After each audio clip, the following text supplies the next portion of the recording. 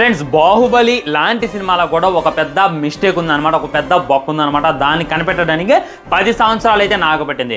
అదేందో చెప్తే మీరైతే షాక్ అవుతారు. వామ్మో, అంత పెద్ద డైరెక్టర్ కూడా ఇంత మిస్టేక్ చేసిందా అని చెప్పి ఖచ్చితంగా షాక్ అవుతారు అనమాట.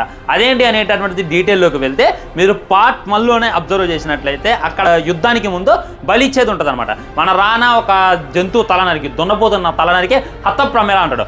ఆ తర్వాత బాహుబలి టైం వస్తుంది. బాహుబలి ఏమో వద్దు అని చెప్పి చెప్తారు అనమాట. మీరు ఆ సీన్లో జాగ్రత్తగా అబ్జర్వ్ చేసినట్లయితే కత్తి పట్టుకున్నటువంటి ఒక వ్యక్తిని అబ్జర్వ్ చేయొచ్చు. మళ్ళీ అదే వ్యక్తిని అక్కడ కట్ చేస్తే ఎగ్జాక్ట్లీ సినిమా స్టార్టింగ్లో మన బాహుబలి శివగామి బొడ్డ బాహుబలిని శివుని కాపాడింది కదా, కాపాడి చేయి చూపించి కదా, అక్కడ బాబుని కాపాడింది కూడా ఇదే రకమైనటువంటి వ్యక్తి అనమాట.